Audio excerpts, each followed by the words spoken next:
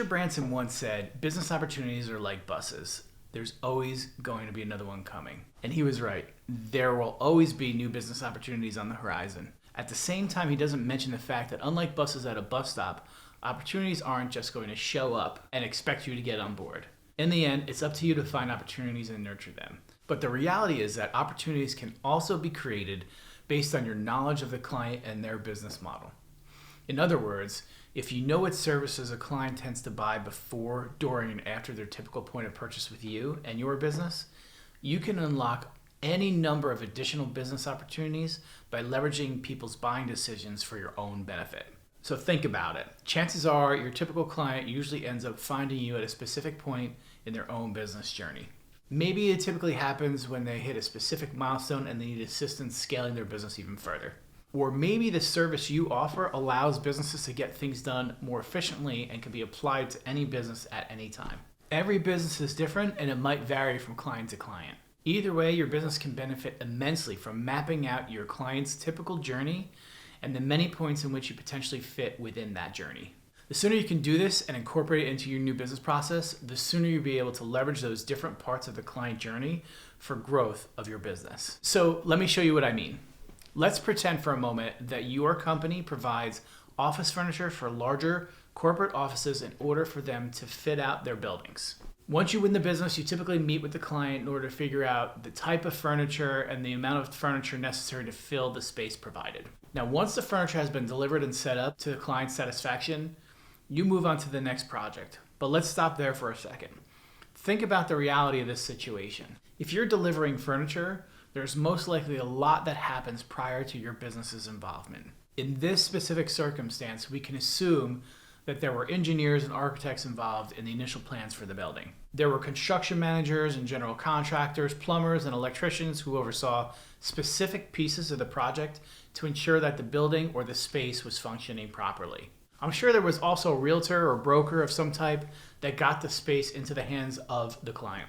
From there, we can assume that someone had to come in and build a server for their internal network. Maybe there was a separate company in there that was doing actual cabling and putting fiber optic and Ethernet cable throughout the building. And I'm sure they also needed another company to provide carpeting for the space. So now let's pause at that right there. We just named approximately 10 separate individuals or businesses that could have potentially been involved with this client before you even knew them. That's 10 separate opportunities for a referral. In other words, those carpeting companies, electricians, brokers, and general contractors are presumably working on similar projects as often as they're able to. The more of those people you know, the more businesses you can potentially get through these referral partners. Next, let's think about what your ideal client tends to buy during the time that they're buying your services. For our furniture company example, they might be speaking to accountants, business attorneys. Maybe they're talking to staffing firms or talent scouts. You know your business and the general profile of your ideal client. Who do they work with on a daily basis? Think about the companies that have the inside track to your ideal client. They might be some type of consultancy. They might be a software provider or digital agency. The possibilities are endless and some might be more obvious than others. Think about all the partnerships they have. The fact is, no business exists in a vacuum. Finally, take some time to think about who your ideal client might be working with after you've provided your services.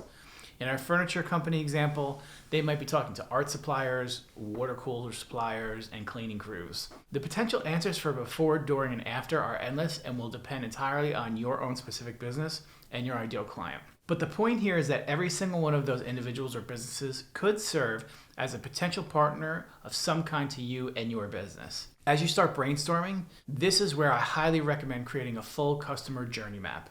Seriously, get out a sheet of paper and a marker or whiteboard and start drawing on it. This will allow you to visualize your customer's buying journey and their interaction with all their partners before, during, and after the point of purchase of your business offerings. You want to list all those potential partners out, then put on your marketing hat, because the next step is going to be coming up with a strategy for getting in front of these people and introducing yourself. So sometimes this is simple. If you have a good relationship with your client, just ask them for an introduction. Most of my clients have always been happy to make introductions. However, there's always a ton of opportunity that exists outside of your client network. Say one niche you've identified is private equity companies. There are a ton of them out there, and you'll need to get in front of them in a way that will pique their interest and get them to jump on a phone call with you sooner rather than later.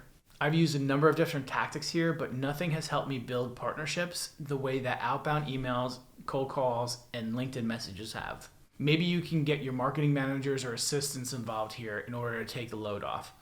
Have them build lists of potential partners and include email addresses and phone numbers. Once those lists are complete, the sales process then can begin. I recommend reaching out in a way that is genuine and not all that salesy. For me, the most valuable referral partners I've made over the years have come as a result of just asking questions and trying to find out more about what these specific businesses do, how they do it, and then seeing if there's a creative way that we could help each other grow. Once you start reaching out, you'll be surprised at how much others are willing to help you out, particularly if there's something in it for them. I believe in trying to give them something first. This way the risk is more on us and less on them. And then they feel comfortable working with us and maybe reciprocating at a higher level. If you want to kickstart the process of leveraging people's buying decisions, the best way to do this is to start by downloading the worksheet that accompanies this video on extremegrowth.com. And in this worksheet, it's specifically designed to help you think through everything that I've mentioned here and help you clearly understand the next steps that you'll need in order to build your business off of this simple buying decisions that clients and prospects are making every single day. Here's to achieving extreme business growth. I'm Chris Mulvaney. Thank you.